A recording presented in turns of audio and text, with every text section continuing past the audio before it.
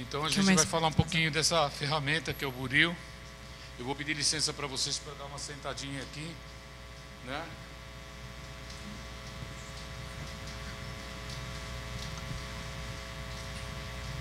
Vou mostrar uma maneira diferente, vou aproveitar a imagem para poder ir falando do ferramental.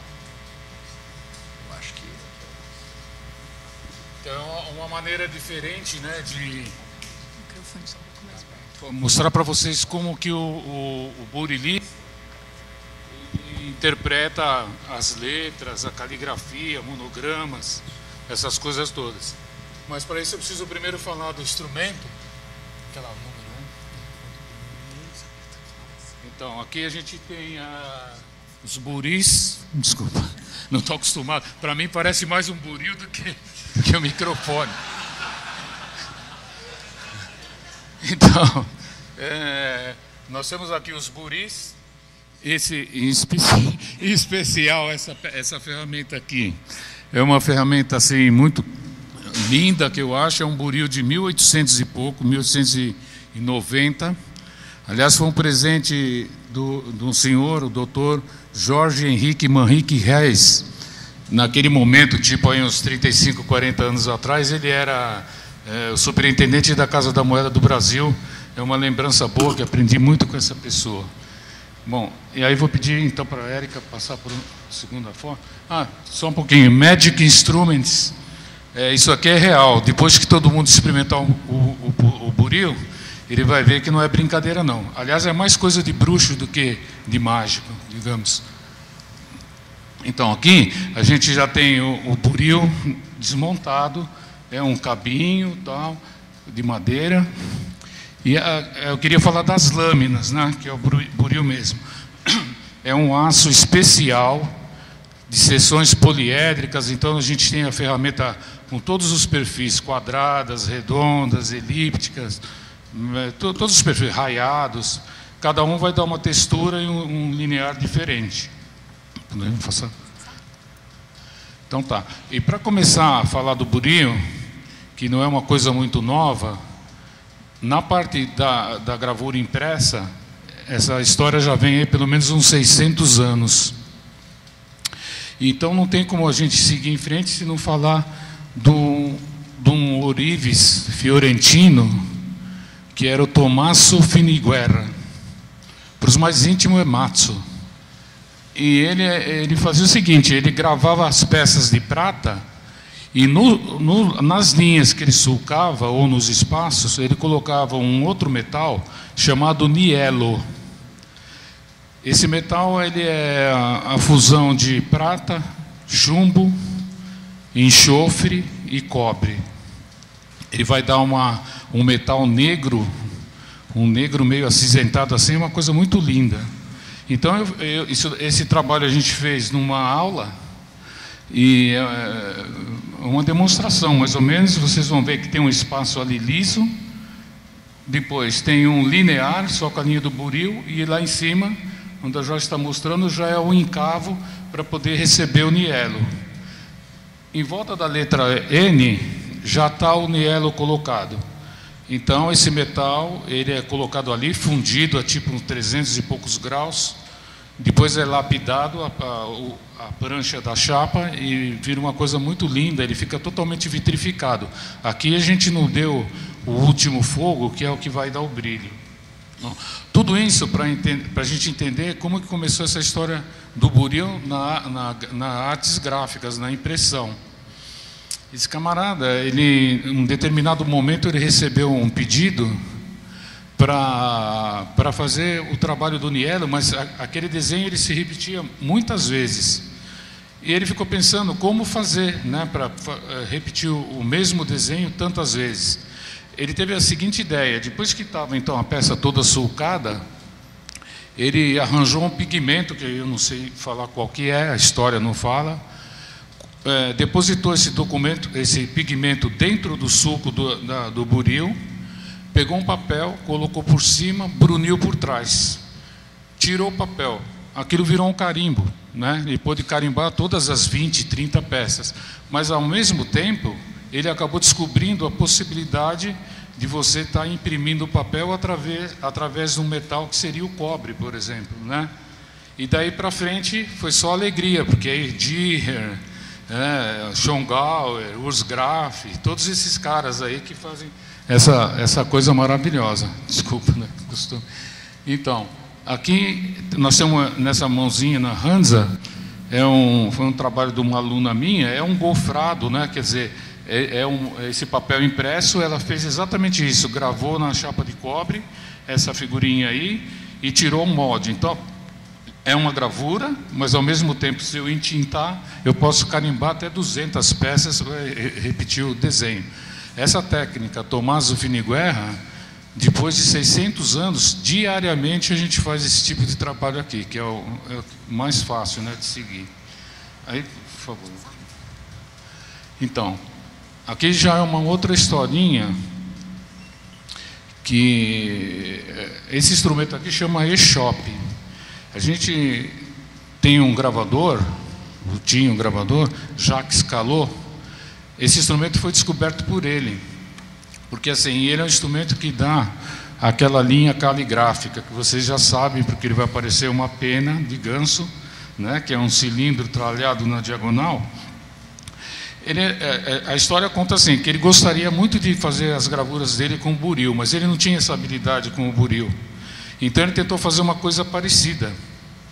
Ele cortou, é um cilindrinho de aço, né, maciço, ele cortou ali na diagonal, e quando você vai escrever, ele faz essa linha sincopada, hora fina, hora larga, como vocês podem ver, ó, parece uma coisa caligráfica. Para fazer isso no cobre, ele teve que descobrir uma receita, fez uma receita específica de verniz, porque ele precisa de um verniz duro para poder descascar, para o ácido atacar. E aí ele fez coisas lindas, né? A gente pode mostrar a próxima, que seria... Então, esses 3 trabalhos são do Callot. Na realidade, é uma interpretação minha, é óbvio, os méritos são dele, né? Mas eu passei o desenho dele para a chapa e interpretei a linha dele, que é exatamente a linha do buril. Quem não está acostumado com o buril, olha, pensa que é um buril e não é, na gravura do Callot. Nesse caso aqui é uma interpretação. E tem até uma historinha, não sei se vai dar tempo, que sou cheio das histórias, um contador de história. Quando eu estava fazendo um desses trabalhos aqui, que é esse aqui do meio, eu preferi fazer esse serviço pela madrugada, que era para estar um silêncio bem gostosinho, né, e você respeitar o cara aí. Quando chegou no rosto dele, a coisa começou a complicar. Né? Eu já faço trabalho há 55 anos, naquela época lá, sei lá, tinha uns 30, não sei. Mas eu peguei falando, não é possível. Aí aconteceu uma coisa assim interessante, porque isso já era de madrugada, e eu resolvi acender uma vela e chamar o cara. E deu certo. Tá aí, vamos pular. Sim. A próxima, a gente vai falar dos impressos, né, dos relevos. Então, a gente tem 3 modalidades do trabalho do buril na gravura. A gente tem o talho forte, que é a minha especialidade. Nós temos o talho lustro, que é o buril na ourivesaria, e o talho doce, que é esse trabalho aqui. Então, isso daqui é uma matriz do meu cartãozinho.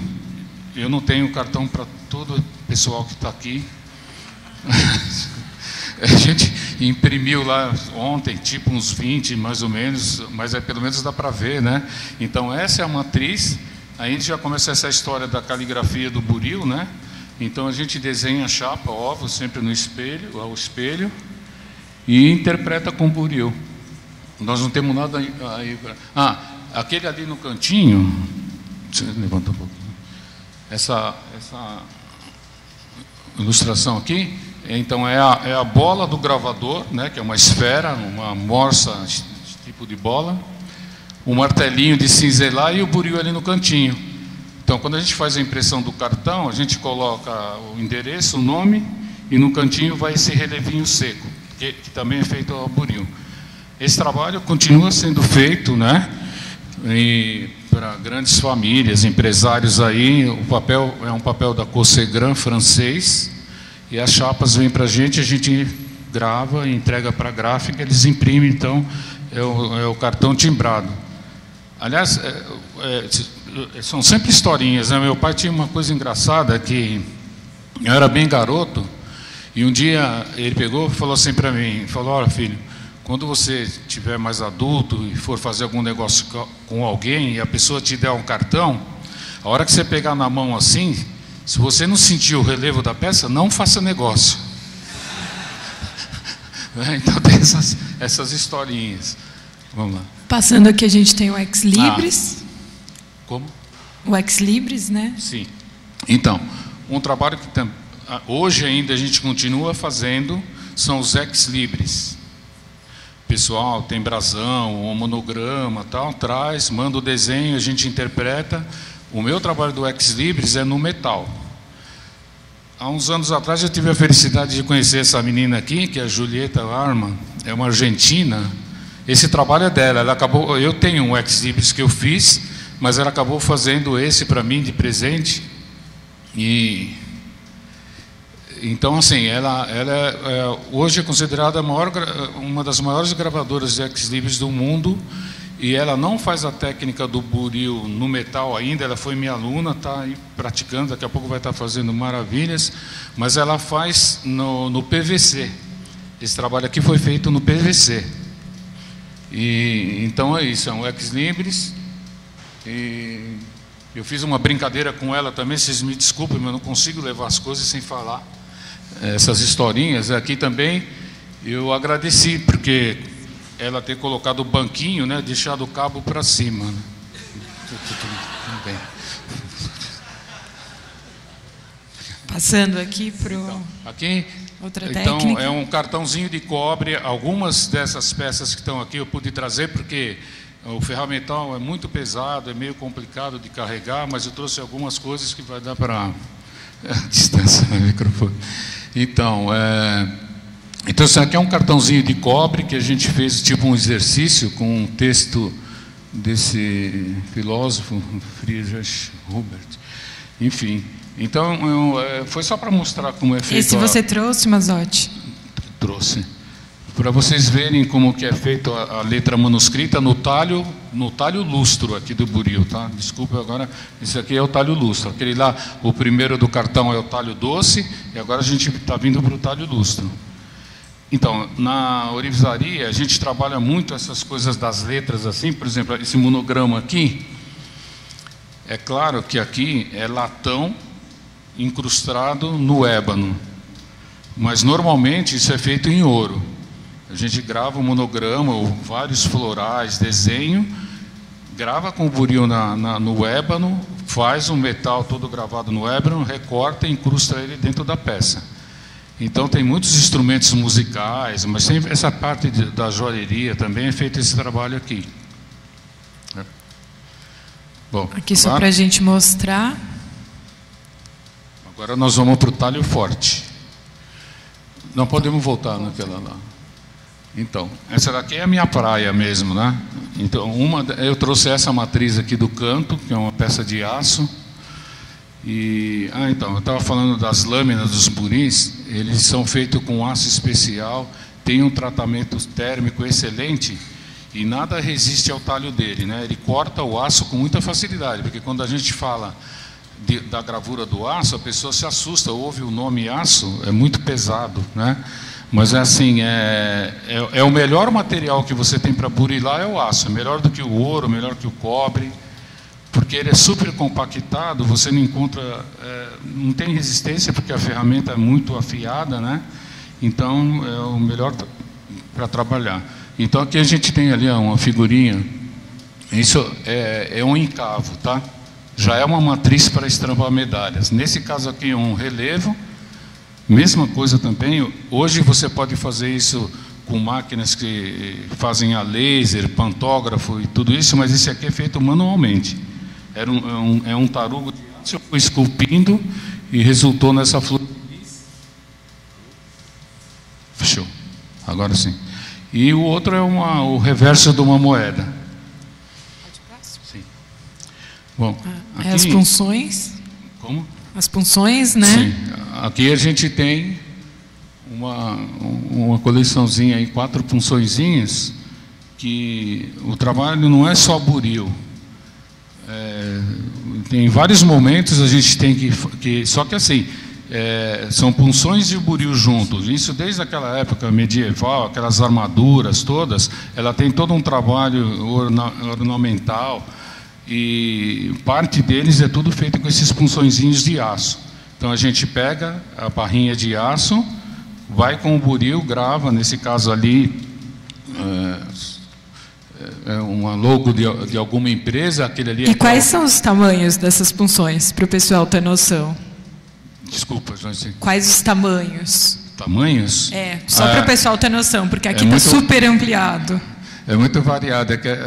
Já esteve lá no ateliê e lá tem essas coisas bem malucas. Então tem punções até de 2 décimos, né?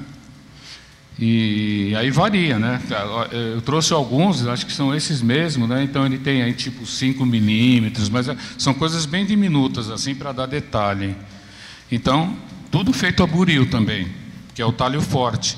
Então a gente grava as punções, passa para um tratamento térmico e aí você pode carimbar inclusive o aço, né?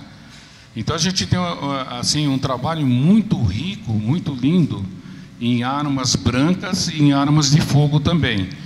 Aqui no Brasil é meio complicado, mas eu poderia dizer assim, hoje nós brasileiros nós somos os melhores do mundo na cutelaria artesanal. Posso até falar um nome aqui, Rodrigo Esfredo. Para quem quiser entrar na internet e ver, é um campeão da arte da cutelaria. E esse trabalho aparece, né? Aparece nas lâminas, nos cabos, é muito lindo esse trabalho. Próximo? Sim. Tá.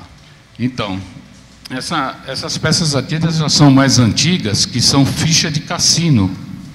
Então você tem aquela dos 50 lá, é uma peça de madrepérola, e a de baixo é de abalone.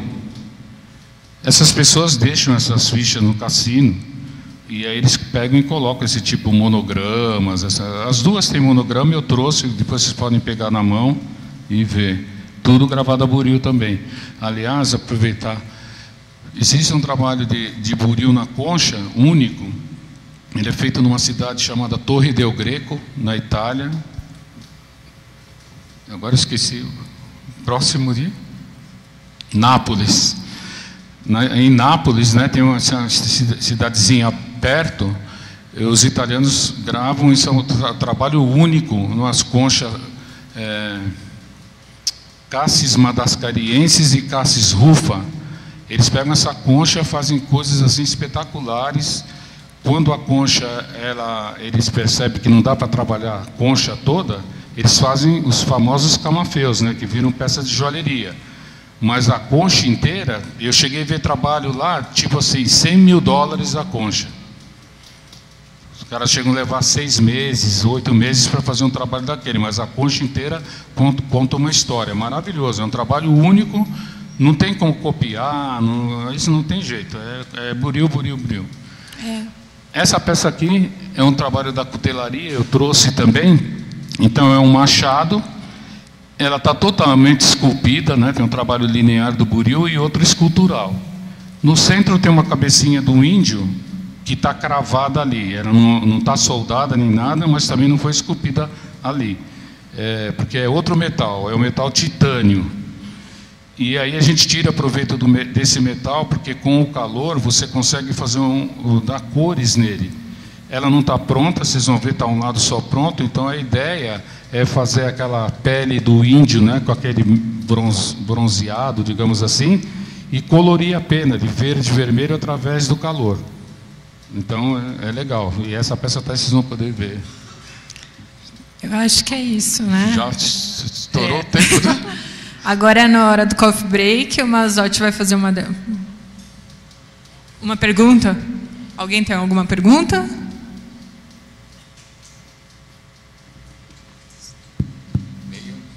Bom, eu acho que a pergunta só surgiu lá, né? Tem a Andréa. Oi, tudo bem?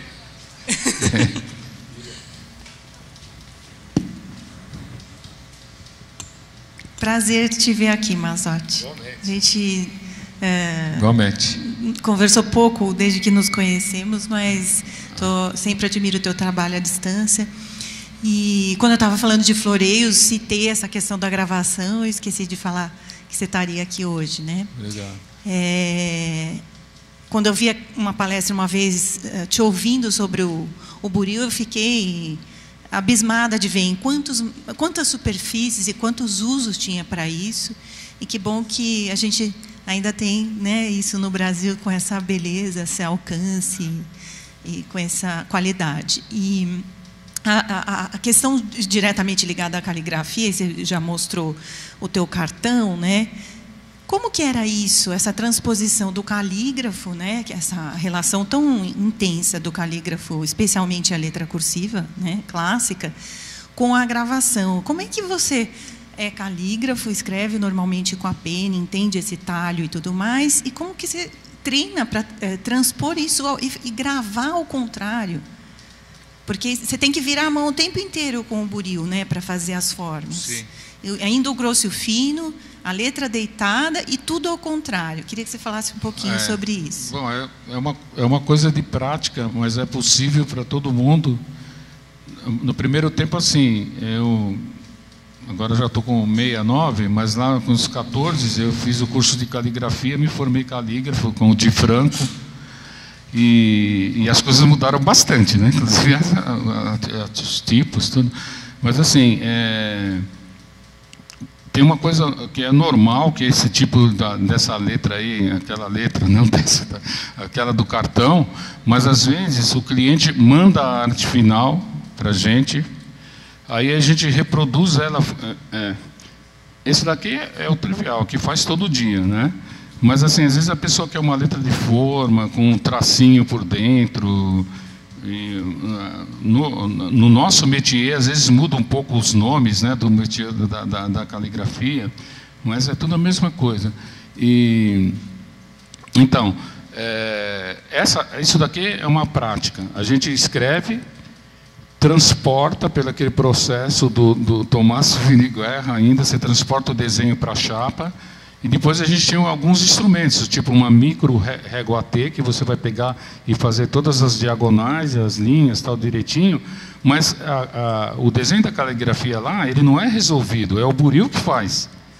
A gente vai ter a oportunidade de fazer ali algum nome, alguma coisa. Você vai ver que não precisa de um desenho, aquilo já está tudo aqui na cabeça. Então, na realidade, eu faço o desenho com o buril mesmo. Mas quando é uma coisa pronta, que nem aquela caligrafia ali daqueles meninos e tal, a gente pega aquilo, fotografa na chapa já, o espelho, e vem com o buril por cima e interpreta. Não sei se estou conseguindo responder. Sim. Como que vocês chamam essa letra na gravação? Essa aqui? Comercial, manuscrita comercial inglesa. Certo, claro. Manuscrito, acho que em termos da tipografia, sempre se usou muito, né? Então. Manuscrito resolve. Legal.